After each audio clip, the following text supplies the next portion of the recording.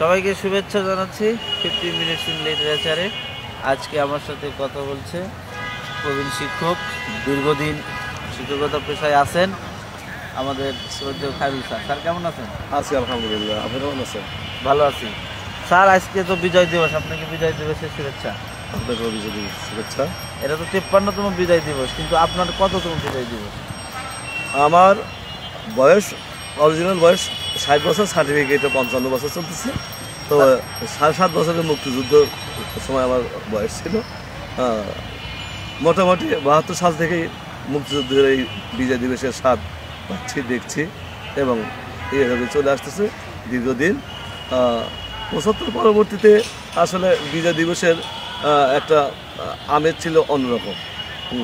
তখন থেকে বঙ্গবন্ধু প্রস্থানের পর থেকে আসলে এই বিজয় দিবস অনেক আড়ম্বরপূর্ণ অনুষ্ঠানের মধ্য দিয়ে পরিচালিত হতো, কিন্তু এই বছর প্রেক্ষাপট আসলে ভিন্ন হয়ে গেছে।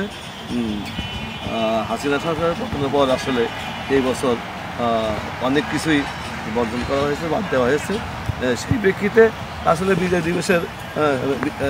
দিবসের আসল মজা না পেলেও নতুন স্বাদে আমরা আসলে বর্তমানে এই এই পরিস্থিতিতে আছি। আমরা আশা করি এই নতুন বিজয় দিবসের মাধ্যমে আমাদের পরবর্তী প্রজন্ম দেশের স্বপ্ন পূরণে অনেক অগ্রগামী হবে, জাগ্রত থাকবে এবং সজাগ থাকবে। সারা দেশের জনগণ তাদের সাথে থাকবে আশা করি। এইভাবে আসলে বিজয় দিবসের আপনার প্রথম বিজয় দিবস মানে 7 বছর বয়সের কোনো স্মৃতি কি আছে মনে ছিল? ওই সময় মা বাপ রেখে নিয়ে কি ছিল, ওখানে ছিলেন না কোথায়?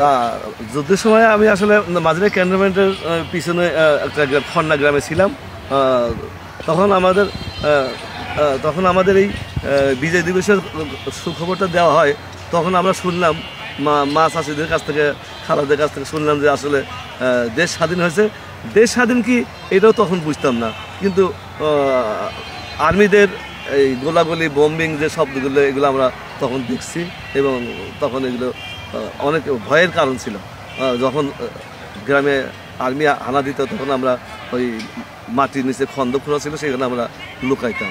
তারপরে এইভাবে দীর্ঘদিন যখন চলে গেল, বিজয় দিবস যেদিন হলো তখন আমরা মা চাষিদের কাছে শুনলাম যে আজকে দেশ স্বাধীন হলো। তখন বিজয় দিবস এই শব্দটাও এইভাবে জানতাম না, বুঝতাম না। এখন বুঝি যে আমরা ওই 7.5 বছর, 15 বছর বয়সে আমি এই দেশের বিজয় দেখেছি। স্যার তো 96 সাল থেকে 97 সাল থেকে শিক্ষকতা পেশায় আছি এবং 98 সাল থেকে সারিকান্দি সরকারি হাই স্কুলে আছি। আর এই পর্যন্ত প্রায় 24 বছর এই সারিকান্দিতেই কাটলো। আর বাকি 3 বছর আমি অবশ্য 4 বছর বাইরে ছিলাম, জেলা স্কুলে বা জেলা ছিলাম। এইভাবে শিক্ষকতা জীবনের আপনার প্রাপ্তি আর অপ্রাপ্তি কেমন? প্রাপ্তি মানে আমাদের দেশের মাধ্যমিক সেক্টর অলস সেক্টর। এখানে আমাদের দক্ষতা, অভিজ্ঞতার পূর্ণ দাম দিয়ে যে আসলে আমাদের বিচার করা বা আমাদের প্রমোশন ইত্যাদি হওয়া, এইরকম সুযোগ আমরা আসলে খুব কমই পেয়েছি।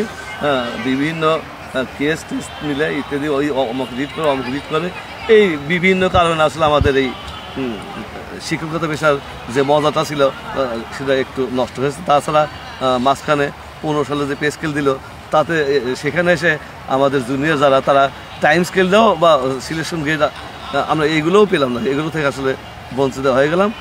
এখন আমরা জীবনের শেষের দিকে এসে গেছি, চাকরির শেষের দিকে। আর নতুন যারা আসতেছে তারা যদি যথেষ্ট সজাগ থাকে এবং সরকারের উপর মহলে যদি এদের ভালো যোগাযোগ থাকে, তাহলে আশা করা যায় যে এদের পূর্বে অবস্থান দেয়, এরা ফিরে আসবে হাই স্কুলে। সরকারি হাই স্কুলে যে চাকরির মজাটা আমি আশা করি এদের জীবনে এটা ফিরে আসবে।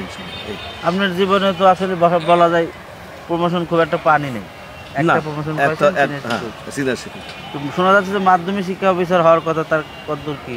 তো মাধ্যমিক শিক্ষা অফিসার হওয়ার ক্ষেত্রে আমাদের প্রকল্প কর্মকর্তারা বড় বাধা হয়ে দাঁড়ালেন।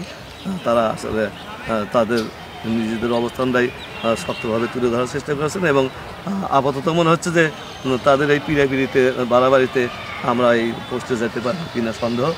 এবং সরকারের উপর মহল থেকে বা সুপ্রিম কোর্ট হোক, হাইকোর্ট হোক, যেখান থেকে হোক একটা লাস্ট মীমাংসা না আসা পর্যন্ত আমরা আসলে এটার কোনো সুফল পাবো বলে মনে হচ্ছে।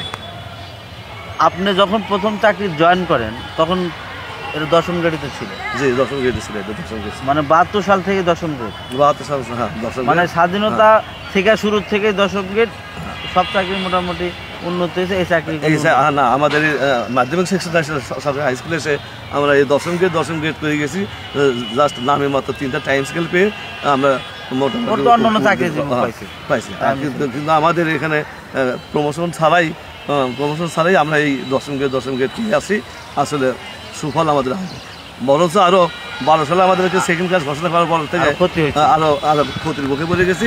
শেষে আমাদের জুনিয়রেরা সেই টাইম স্কেলে পেল না, আমরাও যে গেজেটেড হলাম সেখানে আমরা সিলেকশন গ্রেড থেকে বঞ্চিত হলাম। এই হলো আমাদের। তাহলে বোঝা যাচ্ছে যে স্বাধীনতার 53 বছরে শিক্ষকরা আসলে সুফল শিক্ষকের সুফল পাইনি আসলে। এই হচ্ছে অবস্থা। ধন্যবাদ। আচ্ছা, ধন্যবাদ।